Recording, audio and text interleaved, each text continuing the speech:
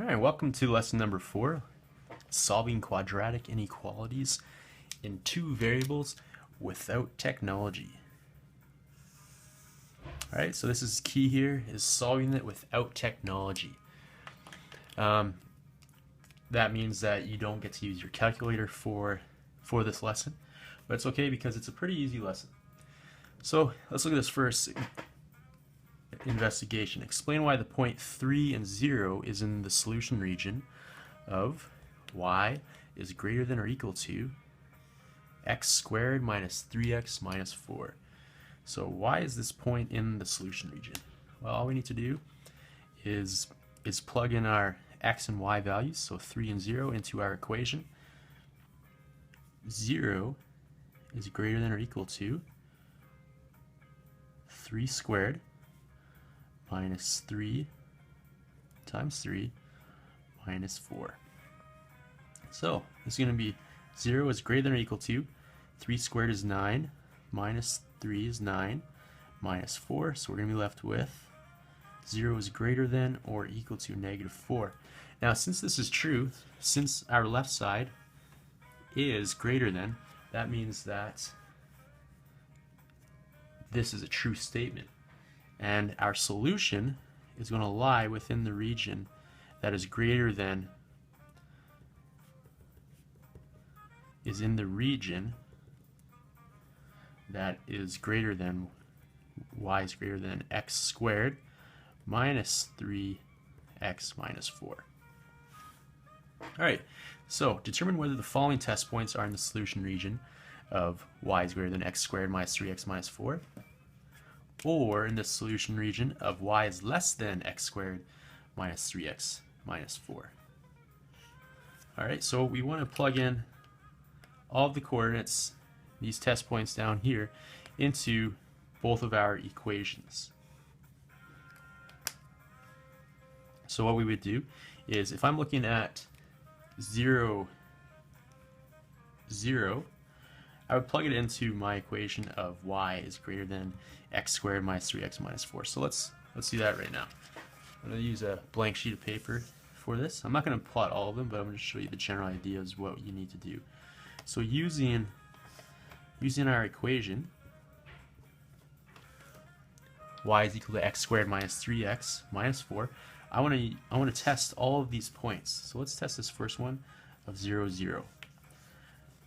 So 0 is greater than 0 squared minus 3 times 0 minus 4. And I'm going to get the same solution as I did earlier. 0 is greater than or equal to negative 4. And since that is true, that means that my test point of 0, 0 fits within this region of y is greater than or equal to x squared minus 3x minus 4. Alright, so the next point we're going to test is negative 3 and 0. I'm going to test negative 3 and 0 into my same test points. So I'm using this equation still. That means that 0 is greater than or equal to negative 3 squared minus 3 times negative 3 minus 4. Now, what I'm going to get is a number way greater than 0. I get 9 minus 3, well, plus 9 minus 4. I'm going to get 18 minus 4. And obviously this will not work. And so that means that this is not in this test point. So that means that this set of coordinates is in my other region. And so that was 0, or not 0, that is negative 3 and 0. Okay, so that's going to be in the other region.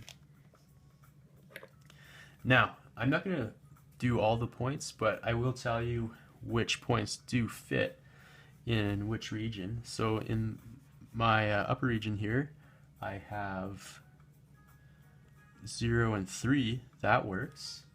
I have 1 and 4, and I have 2 and negative 2. In this bottom region, the points that work are 0 and negative 7, When I say the points that work, that just means that these points fall in this region where y is less than x squared minus 3x minus 4. 0, negative 7, 7 and negative 1, negative 4 and 2, 8 and 5, and my last one, negative 5 and negative 2.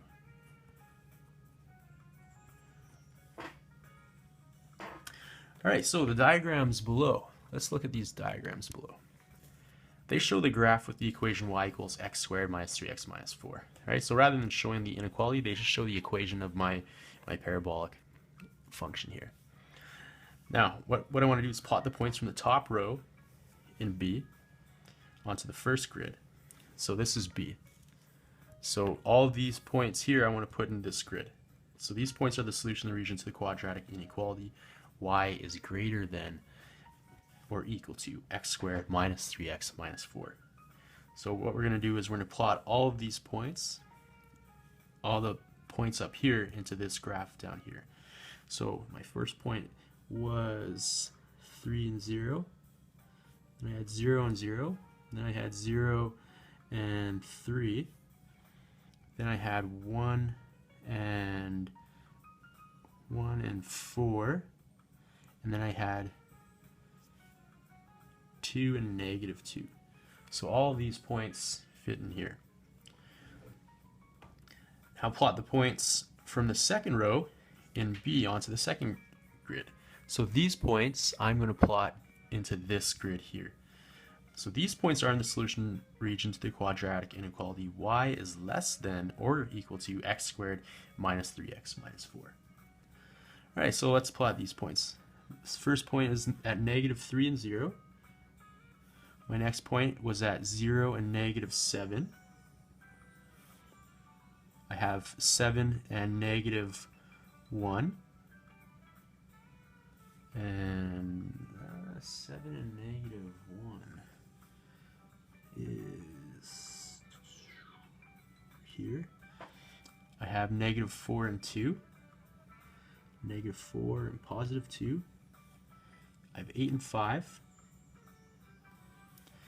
And I have negative 5 and negative 2. Alright, now when we look at all the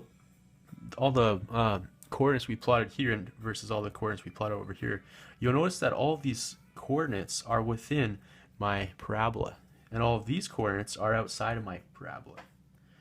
So let's look at what D says. I want to shade the solution region to the inequality y is greater than or equal to x squared minus 3x minus 4 on the first grid. Alright, so if I'm shading the solution region, then that means I need to shade this region here. So when we're shading one of these functions, it just looks something like this. You could do vertical lines as well. I also want to shade the solution region to the inequality y is less than or equal to x squared minus 3x minus 4 on my second grid. So I want to do the same thing over here, but only where my solutions are for y is less than x squared. Alright, and so that's what it'll look like, and I could just highlight this as well just to give you an idea of where my solution region is. Alright, so let's move on to the next example question.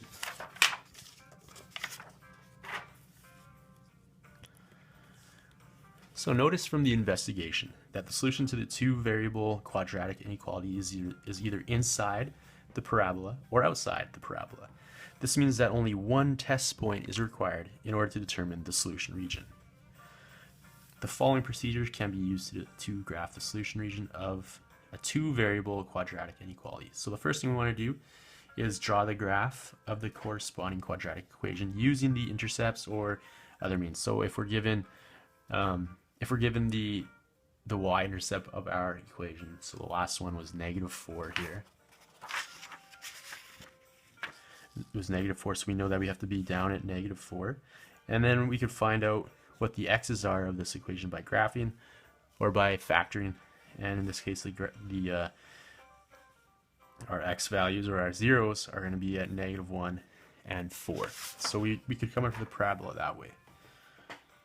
So the graph will be solid or broken according to whether the inequality includes equal to or not. So remember that if our inequality is less than or equal to or greater than or equal to, then we would graph this with a solid line. Right? But if we simply have greater than or less than, then our graph is going to be graphed with a dotted line, just like we looked at in the last lesson. So the next thing we want to do is choose a test point that does not lie on the graph of the quadratic equation. If the test point does satisfy the quadratic inequality, shade the region outside the parabola that includes the test point. And then it'll be the other way around. If the test point does not satisfy the quadratic inequality, shade the region inside or outside, whichever region does not include that test point. So let's look at this next example. So shade the solution region to the inequality 20 plus x minus x squared. All right, so the first thing I want to do is come up with my zeros for this equation. So y is equal to 20 plus x minus x squared. And what I could do here is I could solve this by decomposition to figure out what this term here is going to be, or I could just factor it straight away. And if I factor this straight away, I'm looking for a number that multiplies to give me 20 and adds to give me positive x. And so I'm going to use 5 and 4 in it, but since x is here, then I'm going to have a negative x. So I'm going to have 5 minus x and 4 minus x. Oh no, that'll be 4 plus x. Okay, so those will be, after I factor this part of my equation, I'll get 5 and 4. And so my x-intercepts then